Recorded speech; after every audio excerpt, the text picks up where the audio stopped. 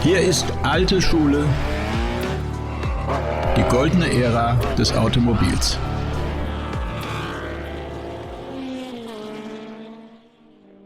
Hallo und herzlich willkommen zur alten Schule. Schön, dass ihr wieder mit dabei seid. Gestern war die Bravo Signature Night, eine Veranstaltung, wo Kunden und interessierte Journalisten und Influencer das neue Produktportfolio von Bravos gezeigt bekommen, was sich jährlich erweitert. Und das ist wirklich unglaublich. Es gibt inzwischen nicht nur Mercedes, sondern es gab ja auch Motorräder und Boote. Range Rover gibt es inzwischen, Rolls-Royce, Porsche.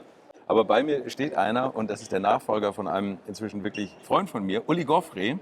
Und das ist der Jörn Gander. Hallo, Jörn, Carsten, hallo. danke. Freut mich, dass du dir Zeit genommen Ja, hast gerne, heute. sehr gerne, Genau, danke. wir können ja heute noch mal einen genaueren Blick auf eure tollen Kreationen hier werfen. Die Zeit und, nehmen wir uns. Genau, und du bist jetzt der technische Leiter von Bravos.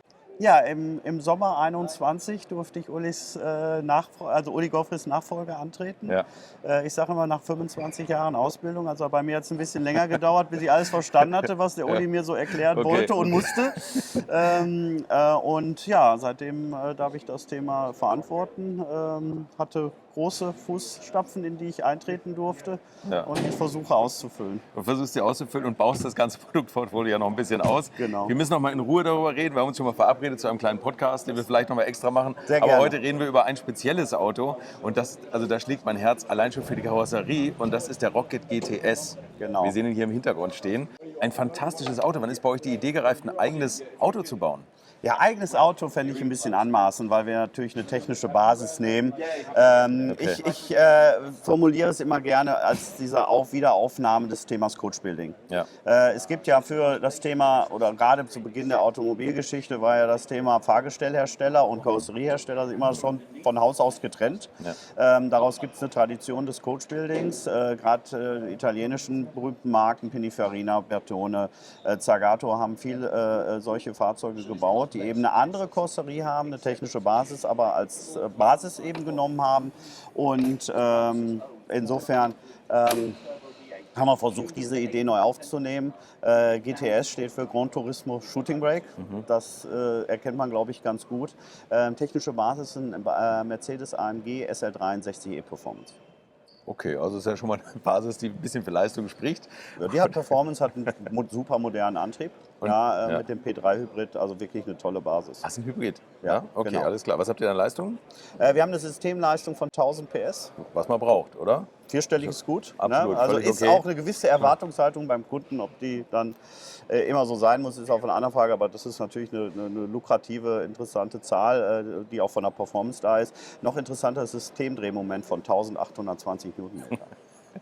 Nur auf die Hinterräder oder wie ist es auf Nein, alle Räder? Allrad. Na, immerhin, okay. Also ich gehe davon aus, von der Performance her, Beschleunigung und so, wo liegt man da?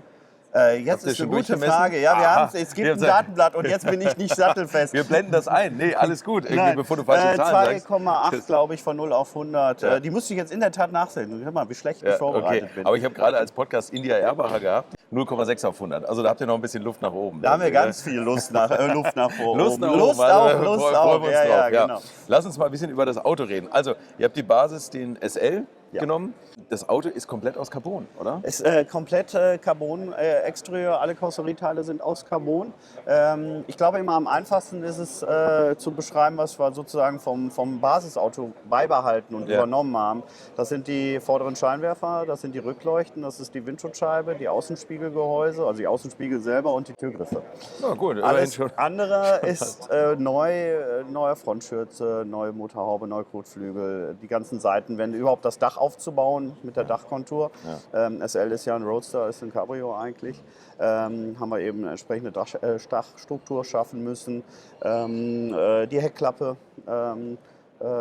ist neu gemacht worden. Die ganze Seitenverglasung, Heckverglasung ist neu. Auto ist 70 mm breiter als ein Standard SL, also SL63. Okay, Das heißt, er hat auch Also in der schon ein Breite bisschen ordentlich stämmiger, Zuwachs gehabt.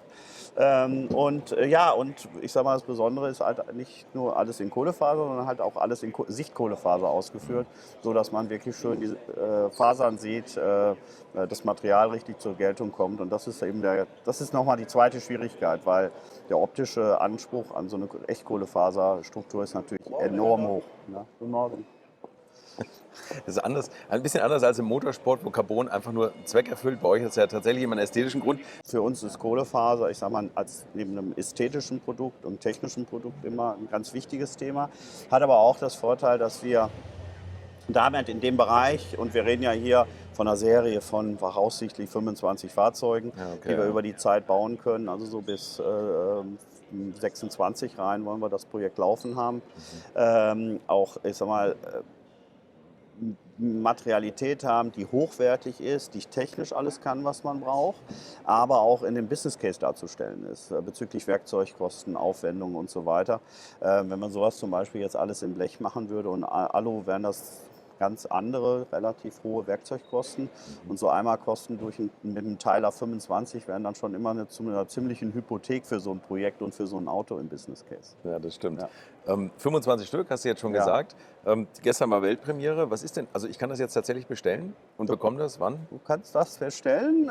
Ich sag mal, wenn du uns noch mal eine Woche gibst, weil wir natürlich so diese Woche mal ein bisschen abwarten und die nächste auch mit den einkommenden Bestellungen, wirst du so ein Auto ziemlich sicher in 26 kriegen. Wenn du schnell bist und Okay, schnell eine okay, Anzahlung leistest, wird das auch sehr früh im Jahr 26 gehen. Wie hoch ist denn die Anzahl und wie hoch ist denn der finale Preis?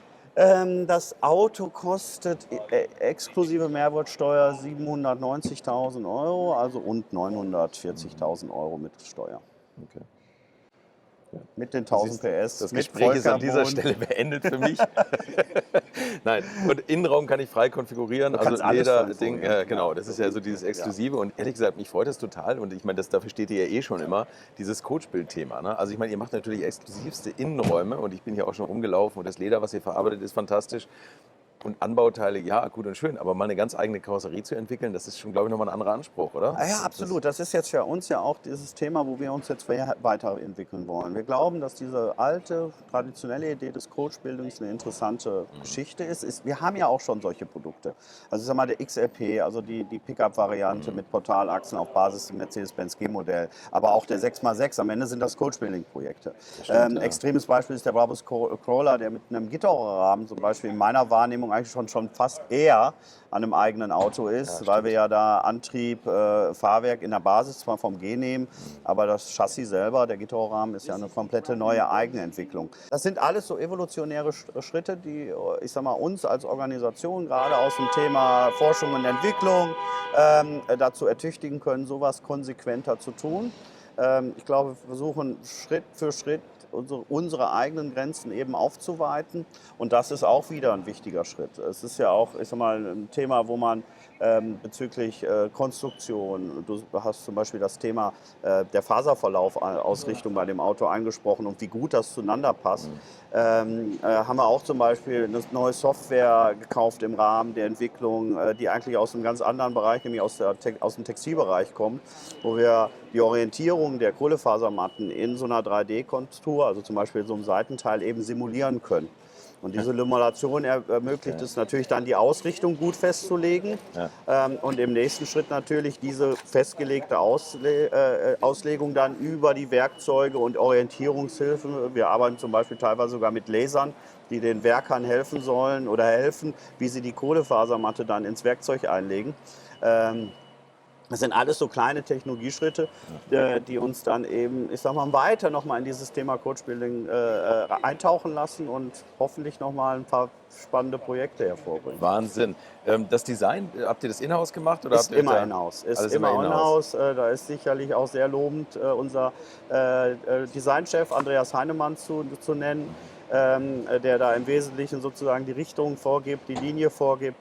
Der ein sehr gutes Gespür hat, was ist Brabus, was ist ein Brabus-Produkt, weil uns ist ja immer wichtig, dass wir, ich sag mal, dass man das Produkt auch ohne Logo, ohne Branding sehr gut als Brabus erkennt. Dafür braucht man eine eigene Designsprache, eine Struktur und ich glaube auch beim Rocket GTS, wenn man zum Beispiel den Rocket Air, also die Variante, die wir haben auf Basis des Porsche 911 Turbo S, die Breitbauvariante, da sieht man Anleihen und man sieht eine Designverwandtschaft, das ist wichtig und das machen wir alles im Haus. Wie fährt er sich denn?